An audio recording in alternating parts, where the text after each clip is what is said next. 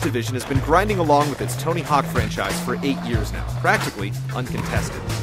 This year, things are different, with EA Skate generating a lot of buzz and some stiff competition. Has it pushed the godfather of extreme sports games to new heights, or left it sketching out?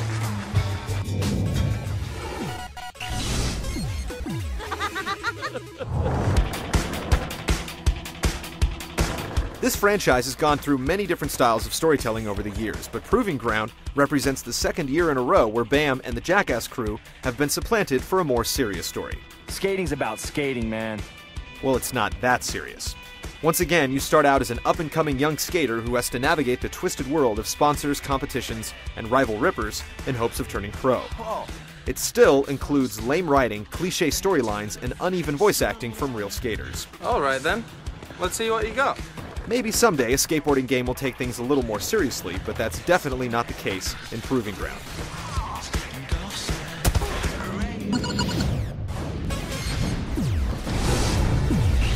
JS1, technique, lifelong, yeah, I only roll with true master terms. The primary single-player mode remains relatively the same as Project 8, with a few tweaks.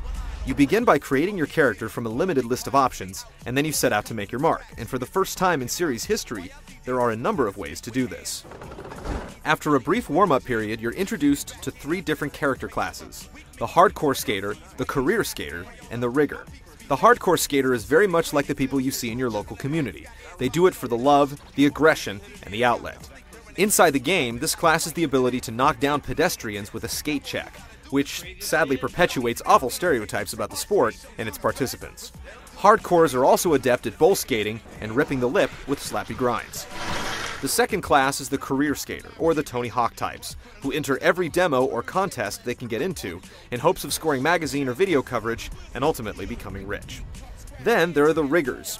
These guys have the ability to build their own skate parks from discarded components, so you now have the freedom to rearrange objects just about anywhere in the world instead of in predetermined areas. The 3 different classes make playing through the game a flexible experience. You can choose to walk down one path or create a well-rounded skater by dipping your toe into all 3. While there are specific challenges you have to complete to walk down the career path, scores of optional objectives are scattered around the environments as well. Spot challenges, gap challenges, and photo and video challenges are all over the place. Each is rated in 3 difficulty settings, though the average player is going to have problems completing anything but the bare minimum. Aside from the single player, which will take gamers varying amounts of time to complete based upon how many side objectives they tackle, there's a full online suite as well. The downside here is that all the options have been in Tony Hawk games before, with the exception of a personalized skate lounge that you can invite people to and the ability to wager in-game money. Tony Hawk's Proving Ground is stuffed to the gills with content, and for the first time, you're able to choose your path through the story mode, which is a nice touch.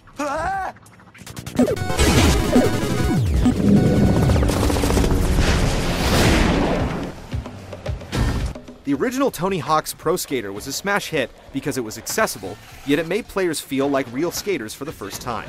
Subsequent releases kept piling on the additions, culminating with the revert to manual, which lets players keep their combo strings going across the flat ground. For those who were good at the game, it was a godsend. For the casual player, it was a nightmare, as they could never wrap their heads around it. With target scores far beyond their reach, many eventually checked out of Tony's camp for good.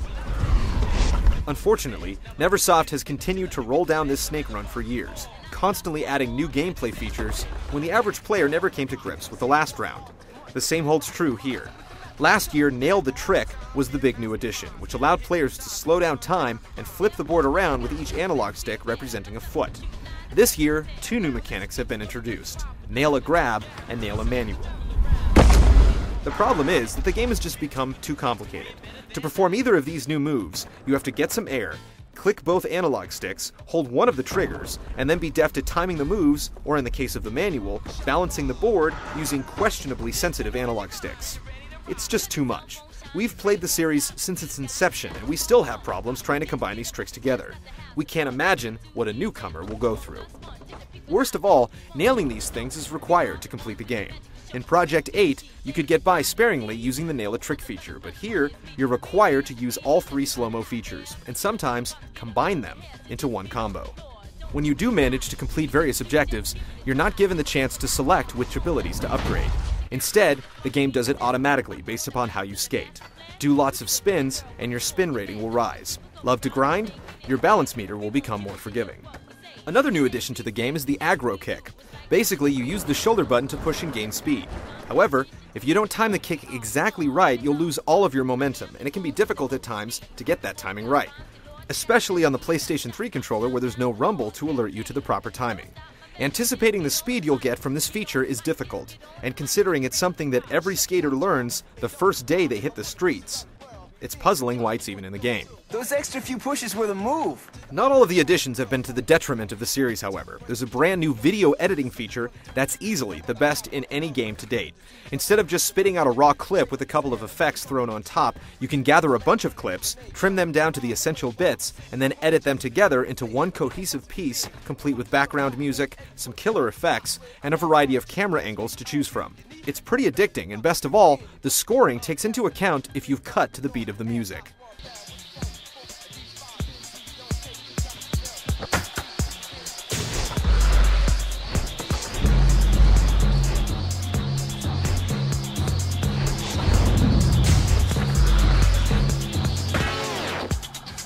You can also upload your videos for others to download. Aside from the new features, the Tony Hawk Foundation remains. The trick controls are still incredibly responsive, the action runs at a breakneck pace, and the levels are cleverly designed to create lines that run for miles.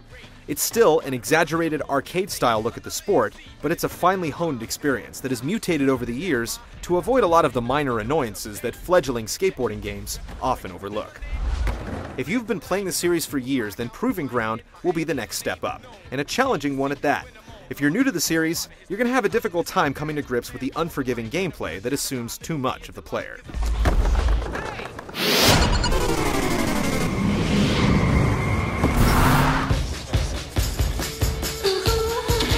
We've had problems noticing any difference between last year's Project 8 and this year's Proving Ground from a graphical perspective.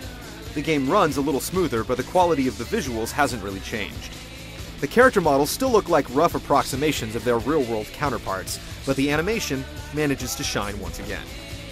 As usual, the soundtrack is an eclectic mix of hip-hop, punk, and classic rock tunes.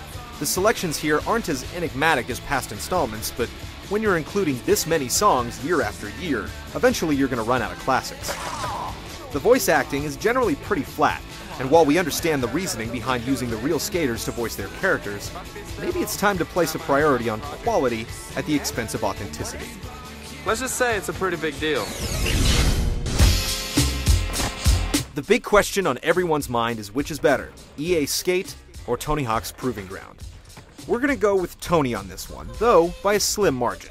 The core of the game is just much stronger, with the full complement of tricks, more reliable controls, far more interesting objectives, a vastly superior video editing tool, and a lot more content in general. That said, it's time for the Neversoft team to come to the realization that making the game more complex year after year isn't the only recipe for success.